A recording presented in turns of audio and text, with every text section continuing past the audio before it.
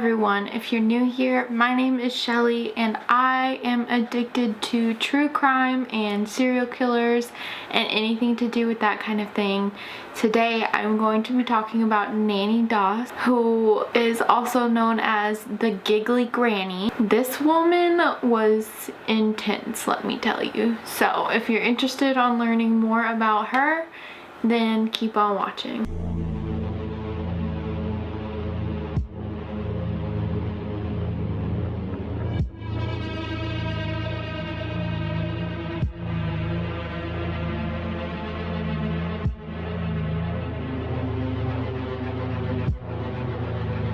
So I first found this woman because I was looking at cases of serial killers and true crime in Oklahoma, because I'm from Oklahoma, and anytime Oklahoma is acknowledged on a TV show or anything, I know everyone from Oklahoma is always like, hey. It's just one of those states that not a lot happens in.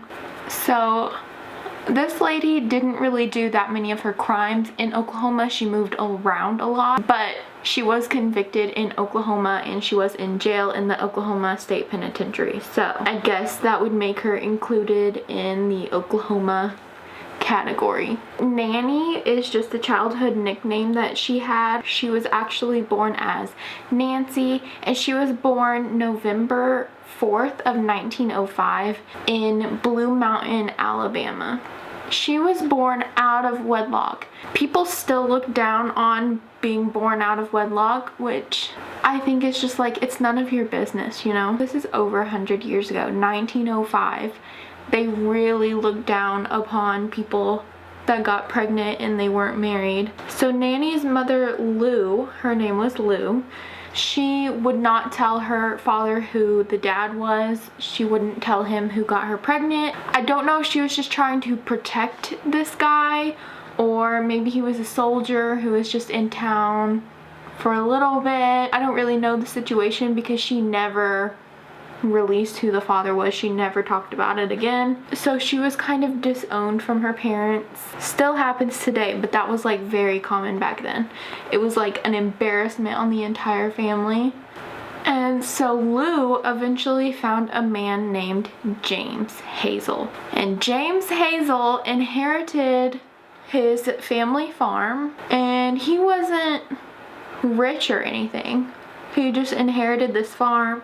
He had no way to work it, no way to take care of it. He did not see himself as good looking. He didn't see himself as like a great man. He wasn't good with the ladies.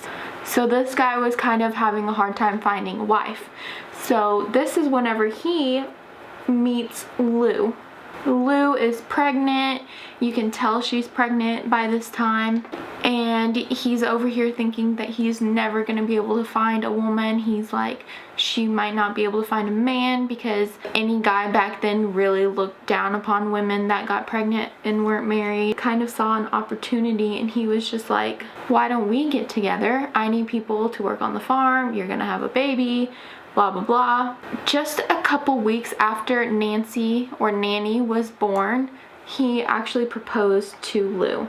Now back then, a lot of families that had farms would always have a lot of kids to work the farm basically. So Nanny got 3 sisters and 1 brother, and they would all work the farm. Now James, the father, made it very obvious that he didn't care about Nanny as much as he did the other kids. He was very hard on her, abusive and demeaning towards her. This man wasn't a very loving man, so he wasn't like a great dad to the rest of the kids and then not a great dad to her. Like, he just wasn't a great dad in general, but it was a little bit worse towards her. When she was little, the only interaction that they ever had was like, you could be working harder, you could be doing this better, why aren't you getting your job done? Like, why are you wasting time? Basically any interaction they had was just him hounding her about how she could be working harder and she could be doing better. She never went to school. None of the kids really ever went to school. Her and her brother tried to go to school one winter because there's not much to do on a farm in winter. So they decided to shoot their shot at going to school. But since they hadn't been to school before, they were way behind, and all of the other kids were way ahead of where they were, obviously, because they hadn't learned anything. So Nanny got bullied a lot. You know, it just wasn't a good situation. So they ended up not going to school anymore because they couldn't keep up. So the whole school thing didn't really work out. She wasn't able to get away from the farm. She wasn't able to escape her home life. Her father was very controlling, where she was not allowed to wear makeup. She wasn't allowed to wear certain clothes because her father said that he was trying to protect the girls from being molested or anything happening to them. He didn't want them to look attractive because then that would tell men that they could, you get it. He was just a very controlling person, and he just used the excuse that he was helping them or protecting them to cover it up. The only people that they really saw was other family members. So the only people that they ever saw was like other family members, and despite her father trying to protect them from being touched inappropriately by guys, it was actually family members that would do it. Yeah, so all of the sisters, Nancy and her 3 younger sisters, would end up being molested by uncles or cousins or whatever family members. Whenever it happened to the 3 younger sisters, James was like furious, and he made a huge deal about it, and he would yell at family members, you know, react how a father would.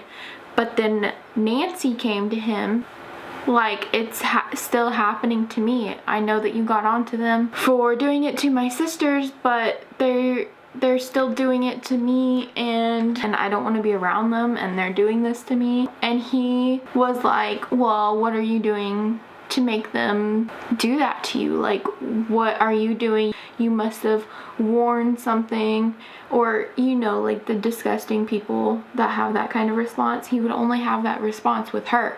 They figured it out that he didn't care what happened to Nancy, so it was like free reign on Nancy, you know, which is horrible, horrible, horrible, horrible. Like I said, the only places that they would really go was to just visit family.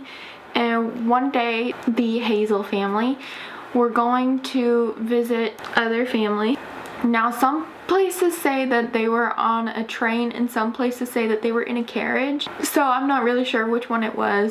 But whether it was a train or whether it was a carriage, whatever vehicle or automobile moving device they were in stopped abruptly, and Nanny, I keep going back and forth from Nancy and Nanny, I'm just gonna call her Nanny, but Nanny actually flew forward and her head got hit really hard. She hit a metal pole in the carriage, and it actually damaged her frontal lobe. It is believed that it damaged her frontal lobe. Now, James was like, we're not taking her to the doctor, she's fine. And so she never got like a diagnosis or anything like that. So we don't know exactly what happened to her, but we do know that she suffered from depression. Her whole personality completely changed. She was happy and bubbly despite being, you know, abused constantly, but she was still a pretty happy and bubbly acting girl. But whenever this happened, she was depressed. She would have terrible headaches all the time. She blacked out a lot. Some sources said that she would even like wake up in the middle of the night screaming because her head just hurt so bad. Like, she had problems. This obviously caused problems, you know, and she needed to go to the doctor. But, you know, James, being the terrible father that he was just like, she's fine. She can deal with it, you know. Now, Lou, her mother, did love her, and she tried to take care of her and be a good mom. But, you know, James, if he ever saw her being super compassionate to her like he would shut it down and get angry at Lou. So Lou wasn't able to like completely take care of her like she needed. She would try to be a good mom, but yeah, I mean, James was just overly controlling and terrible. So during all of this time, her mother loved romance novels and she loved to read them. And then whenever she was done with them, she would give them to Nancy, and then Nancy would read them. So Nancy got obsessed with all of these romance novels. It kind of became her escape. She would kind of use the romance novels to escape her reality. She would be reading these romance novels and she would be creating all of these scenarios in her head, and it got to where she was like, I have to find the perfect guy, because in any romance novel, you know, they always find the perfect guy.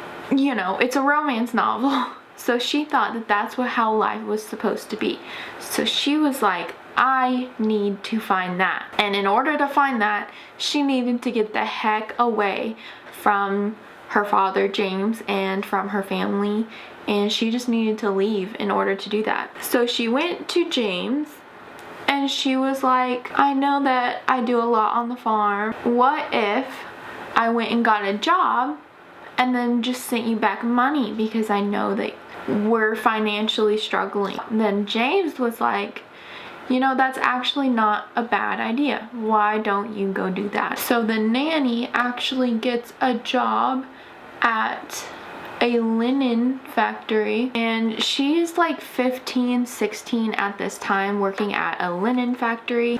So at this linen factory, she meets a man named Charlie Braggs, and Charlie Braggs is a 17-year-old. This is 1923 now, and so in order to fulfill her perfect romance wish, her dream of having the perfect romance, meets this guy, and she was like, this is perfect. So they start dating, and after only 4 months of dating, they actually get married. Now, she brought him home to her parents, and her parents loved him. He seemed to be like the perfect, respectable guy. He was just super nice, this great guy. So they got married. The morning after their wedding, Nanny comes out of their bedroom and goes into the kitchen, and Charlie's mother is sitting at their kitchen table. And now, of course, Nanny is like, okay, hi, great to have you here, you know, whatever. And then she goes to Charlie and she's like, oh, when is she leaving? Like, is she staying with us for a little bit? Like, what's going on? And then he was like, well, it's my mom. She lives here. What do you mean? Where's she going? Like, at least tell the person. So Charlie was an only child, and him and his mother were super close. His mother was very clingy to him, very protective over him, and anywhere that he went, she went basically. And so she was living with them, and she basically took over their lives. She was constantly telling Nanny how she could be better, how she could cook better, how she could clean better. Nanny was trying to cook or clean or anything. The mother-in-law would come up behind her and tell her how terrible of a job she was doing, and she needs to do it this way. And she was just completely naggy and terrible to her. But then Charlie, he would get home from work and his mother would turn into this amazing person who was just happy to have him home, happy to be there, grateful, and she just loved them so much, and she was just such a good mother. So she was like one way when he was at work to Nanny, and then whenever he was there, she was a completely different person. Now, they got married in 1923, and between that year and 1927, Nanny actually gave birth to 4 daughters. So within 4 years, she gave birth 4 different times, which is a lot. There was a lot of stress in her mind. There was a lot of stress going on to her body. You know, she's pregnant over and over, and she's got her mother-in-law just being a pain. She turns to drinking to help her feel better. At this point, she just felt like Charlie was just using her to have kids and she wasn't feeling that much affection from him. Just feeling like a baby factory pretty much. Was not the romance that she had been reading about in her romance novels. So she becomes a chain smoker, she's drinking, she's stressed, she's having to take care of these 4 kids, all under the age of 4, and she's trying to take care of her mother-in-law, who is nagging her constantly and being terrible, trying to make her husband happy. She just didn't see how it could be a romance novel, because remember, that's what she wanted. One day, everyone in the house is up, they all ate breakfast together, it was fine. Charlie says goodbye, he goes off to work, and whenever he gets home that day, there are a lot of people surrounding their house. Of course, he goes in and he's like, what is going on? Why are there so many people here? Why are the police here? And he found out that one of the daughters had died. It was one of the middle daughters, and the doctors just ruled it as food poisoning. Now, a few months later, the same thing happens with the other middle daughter. And some sources say that both of them died at the same time, and some sources say that it was just a couple months apart. But regardless, both of them died. And the doctors said in both cases that they had died from food poisoning. Charlie was like, they were perfectly fine. What happened? Like, whenever I left for work, they were perfectly fine. How could this happen? And then Nanny was like, well, after you left, they would have convulsions and seizures, and it just went downhill from there. Some sources say that there were no insurance policies yet, and that was something that Nanny would do later. But some sources said that she did have life insurance policies put out on both of these daughters. She played the role of a grieving mother perfectly. Everyone felt sorry for her. Charlie believed her. Everyone was grieving with her. And then whenever she collected the checks, she completely changed. She became happy, and she was perfectly fine with the fact that her daughters had died. So one day, Charlie is just chilling at home, and he just kind of looks over at Nanny, and he just feels like there's something off about her. Kind of felt dark vibes, and he just felt like there was something really wrong going on. So he grabs Malvina, which is their oldest daughter, and he just takes off. He's like, you're scary, I don't want to deal with you, there's something off here, I'm taking her and I'm leaving. Now at this time they had their oldest daughter Malvina, and then they had their youngest daughter Florine. He completely left behind Florine, and he left his mother with Nanny. Now a few weeks after Charlie died, his mother would mysteriously die, and nope.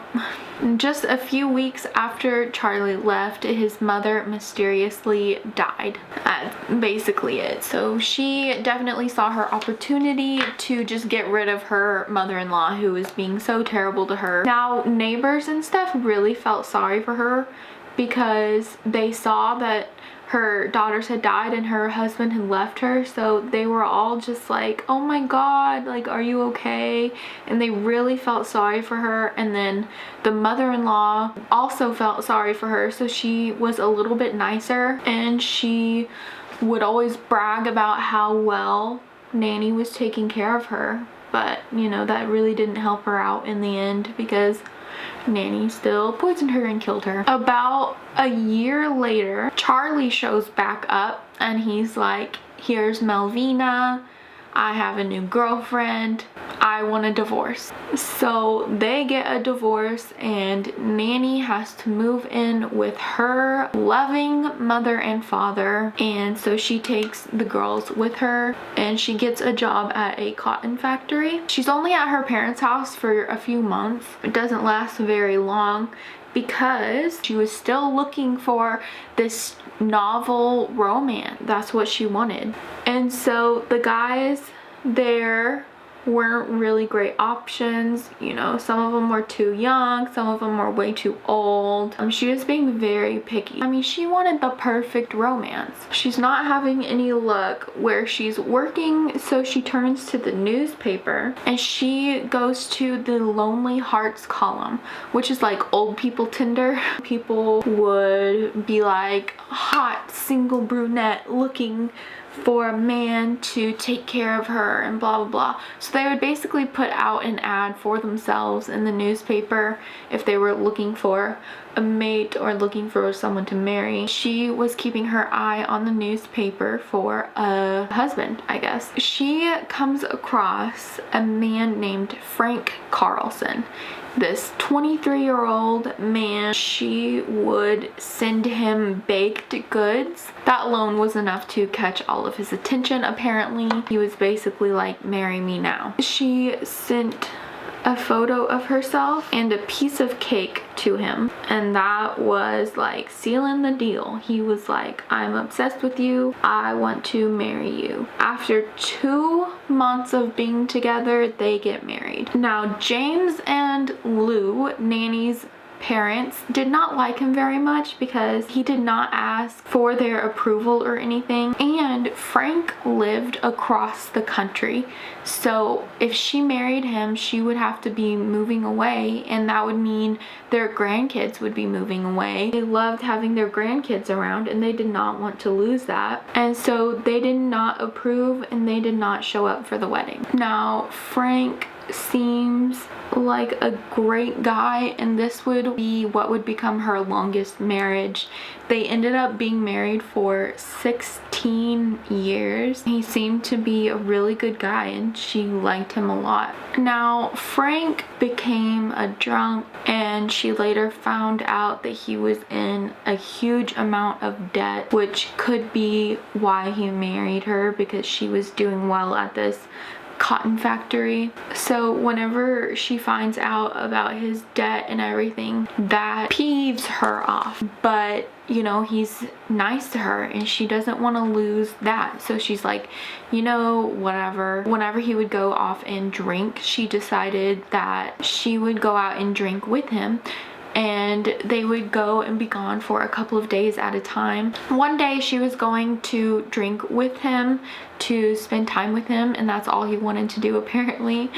So they took Melvina and they dropped her off at a neighbor's house, but they had completely forgotten about Florine. They just left Florine home alone, and whenever they got back, the police had discovered that Florine was there by herself. I don't know if neighbors called or friends found out and called, but the police had picked up Florine and taken her over to her father Charlie's house. Nanny did not like that at all. She went and she got Florine from Charlie. It was obvious that she did not care about Florine. She just didn't want Charlie to have the happiness of having his daughter close to him or in his life. She put a stop to that very quickly and took Florine back. A little bit after all of this, Melvina actually gets married in 1942 to a man named Mosey Haynes. A year later, in 1943, she gives birth to a beautiful grandson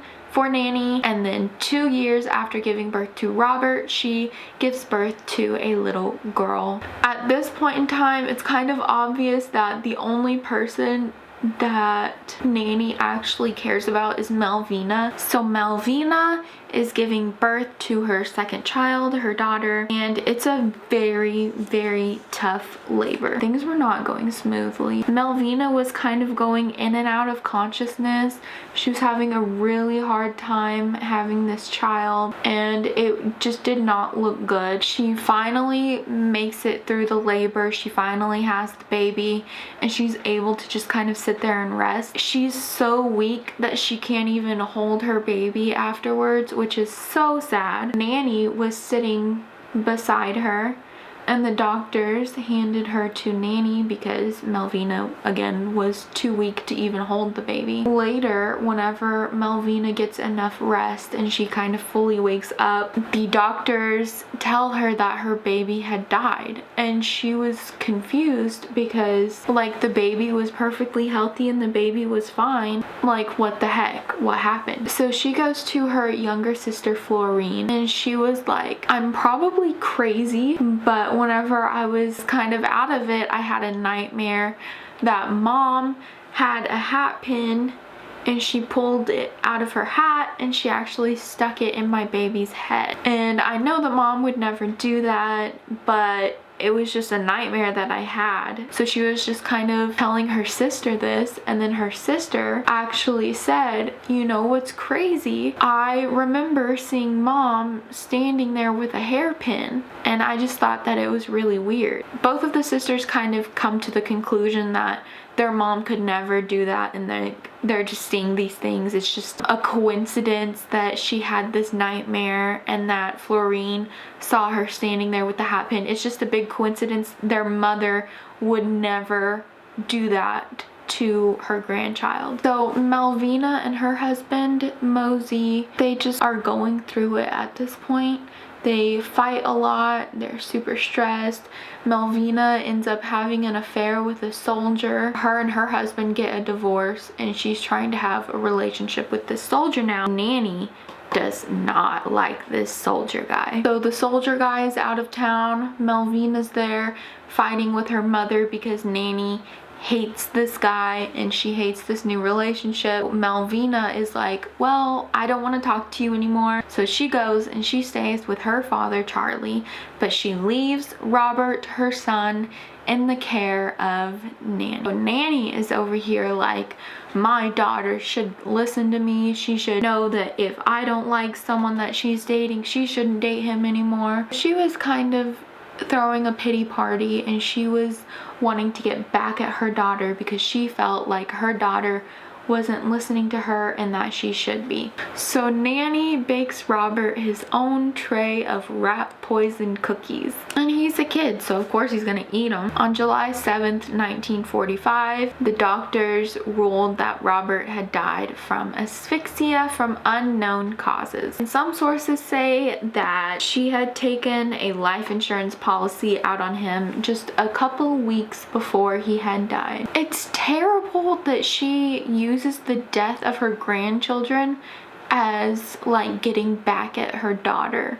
Can you imagine? She's just awful. Like, why can't she be passive aggressive like every other mother? Why does she have to kill people? So at Robert's funeral, Frank actually tells Malvina and Florine, I'm next. Frank never ate anything that she fixed him because, especially if she was in a bad mood, he would not eat the food that she cooked. That doesn't tell you right there. I don't know. A little bit after Robert's funeral, this is around the time that Japan had surrendered to allies during World War II. So Frank, looking for any excuse to celebrate anything or get drunk, he is out celebrating and he gets super drunk. Whenever he got back, he wanted to do things and Nanny did not want to do things. Frank gets violent and forces himself on her, and that was like the last straw for Nanny. She was like, okay, I can't take any more of this. You're terrible. I do not want to deal with you anymore. So she starts trying to find a way to poison him. While working in her rose garden, she actually discovers a bottle of moonshine that he had buried and that he had hidden in the garden. She just topped it off with some rat poison, and I'm pretty sure that that night he had drank it. He died pretty fast after that. Now her daughters, who Frank had told that he was probably next at the little boy's funeral, they knew what was up and they were like, this is terrible what you're doing, and they did not want to have anything to do with her. Why they didn't just turn her in, I don't know. Maybe just because it was their mother. Her daughters just kind of figured it out and they did not have anything to do with her after that. I'm not sure where I was. I had to take a break and let my dogs out. So after Nanny kills Frank, she returns to the Lonely Hearts column,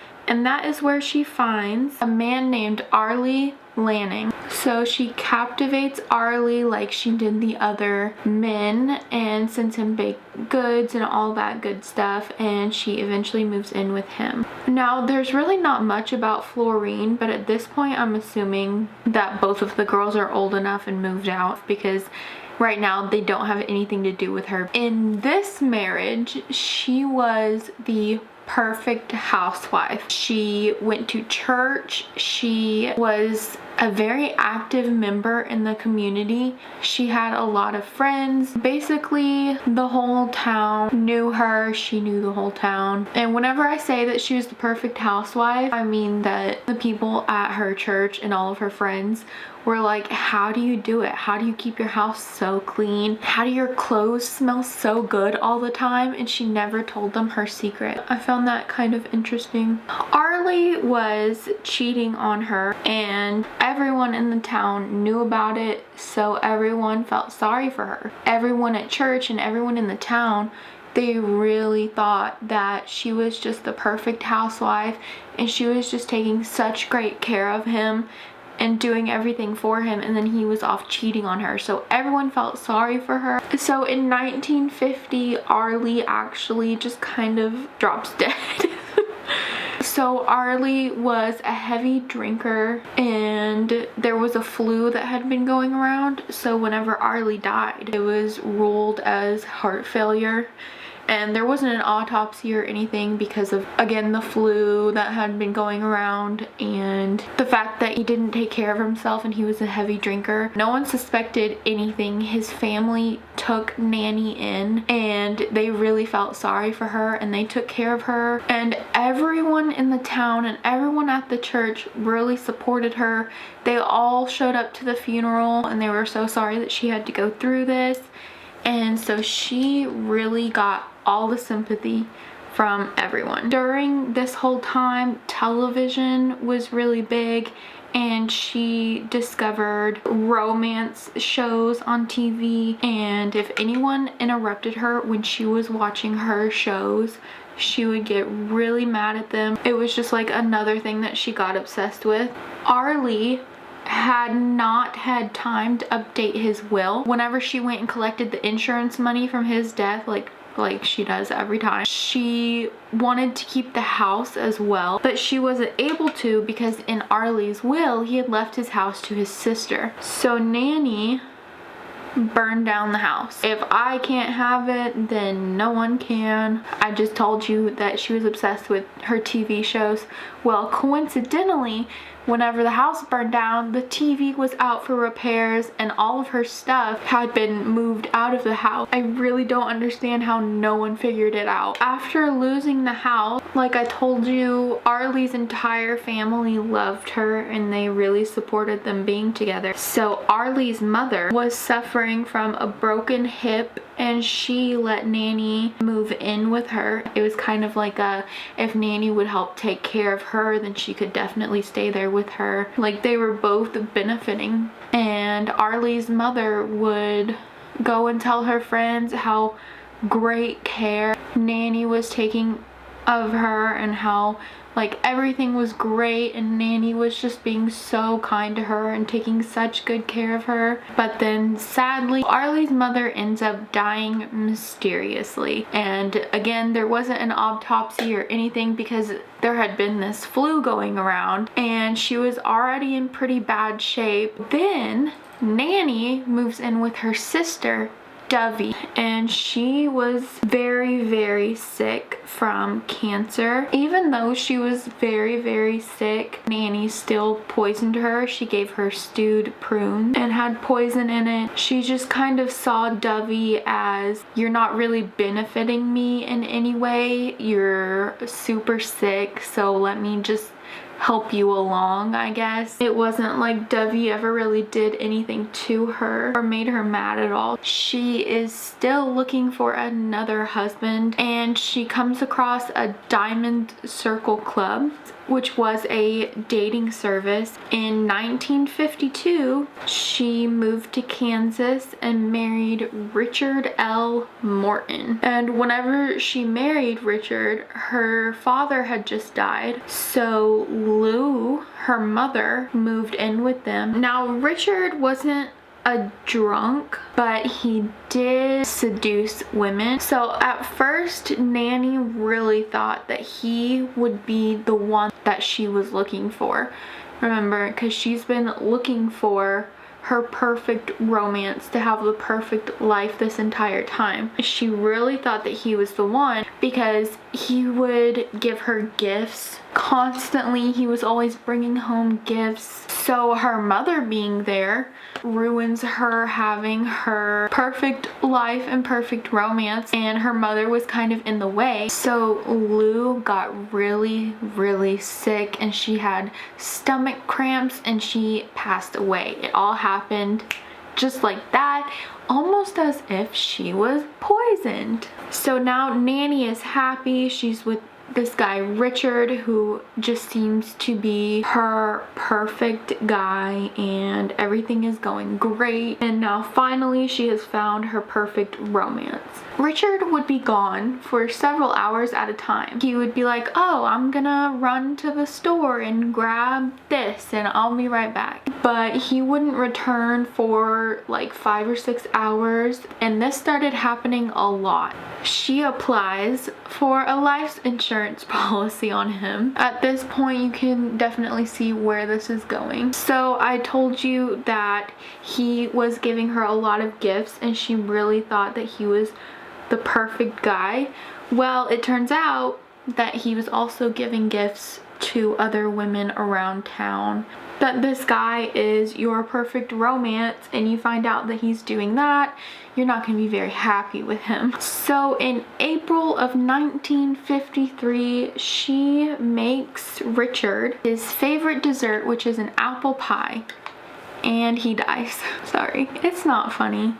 It's just, she's just killing everyone. No one is safe. Not even her grandkids are safe. This woman is just terrible. So she killed Richard in April of 1953, and then in June of 1953 she meets her 5th husband and they get married just a couple of months later. And this guy's name was Samuel Doss, and Samuel was a preacher. During the week he was a highway inspector, and he was a decent church going man. He had just lost his wife and 9 children in a tornado in Madison County, Arkansas. So now she is in Tulsa, Oklahoma with her new husband Samuel, and they are having a great life. He was really strict. He did not like her TV shows. He did not like her romance novels. He very strongly disapproved of them. He was basically the type of person where if it wasn't educational, why would you waste your time on that?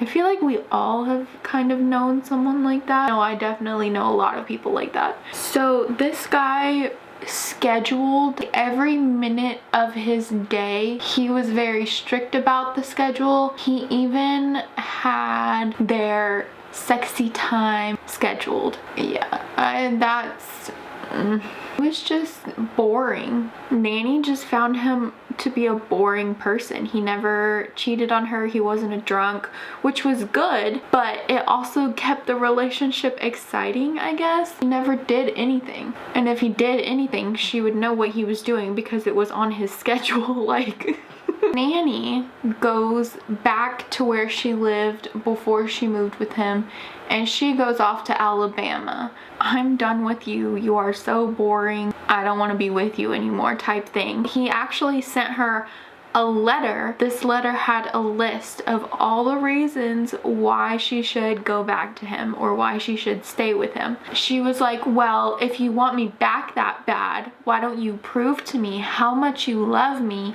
and put my name on your checking account? Yeah, nothing suspicious about that. So Samuel actually agreed to this, and he was like, fine, I'll put your name on my checking account. So on her way back to Tulsa from Alabama, she took out 2 different life insurance policies on this guy, which it really sucks because she would not have killed him if he didn't ask her to come back. I'm not saying that it's his fault or anything. She was just kind of done with him and done with their whole situation, and she had left. And then he brought her back, and it was kind of like she was like, fine, I'll kill you, get a bunch of money from it, whatever. So starting in September, she puts poison in his coffee. Samuel actually goes to the doctor for flu-like symptom because the poison was just making him really sick. It wasn't actually killing him. He was in the hospital for about 2 weeks, and then he got all better and he came home. And whenever he came home,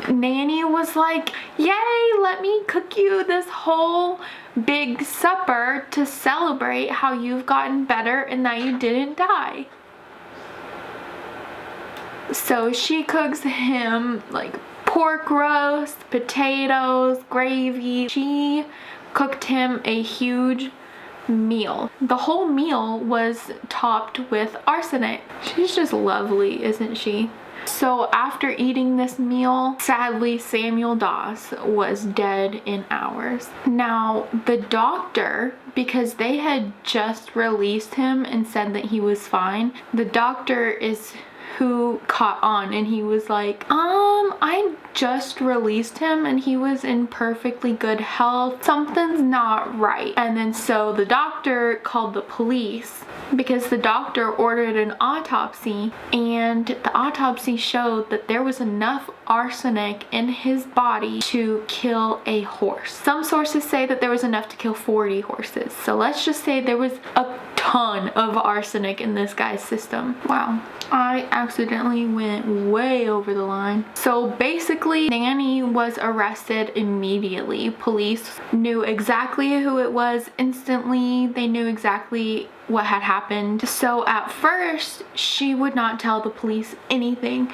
and she would just stay basically completely silent. And then till finally, they were like, if you tell us everything that you did, we'll put romance novels in your cell and we'll make sure that you have books to read. So then she started telling them everything. And one of the things that she said was, my conscience is clear. I married those men because I loved them. And that was enough for her, I guess. She confessed to Frank Harrelson, Arlie Lanning, Richard Morton, Samuel Doss, her sister Dovey, her grandson Robert, and she confessed to Arlie's mother. She never confessed to her own mother, her daughters, or her granddaughter. So throughout the entire investigation, she would just randomly start laughing, and the police were like, this woman was crazy, talking to her about how she killed all of her husbands, her entire family basically, and this woman would just start laughing. She blamed her actions on romance novels, and she just wanted the perfect mate, and she just wanted to have this perfect romance and this perfect life, and she blamed it on romance novels for giving her unrealistic expectations. But personally, I think that it was just easier to kill them because remember, she got a divorce from Charlie, and divorces are brutal on people. She probably ended up losing a lot of money in the divorce, so every marriage after that, it was just a lot easier to kill them because then she could just get money from insurance. Sometimes she even blamed her childhood trauma or her head injury for doing all the things that she did. It's probably just a mixture of all of it, honestly. During her trial, the only person that she went to trial over was for Samuel Doss. She didn't go to trial over any of the other murders, but she had already set up a sixth husband who lived in North Carolina, and she had sent him baked goods. She basically already had him on a hook, and she was ready to go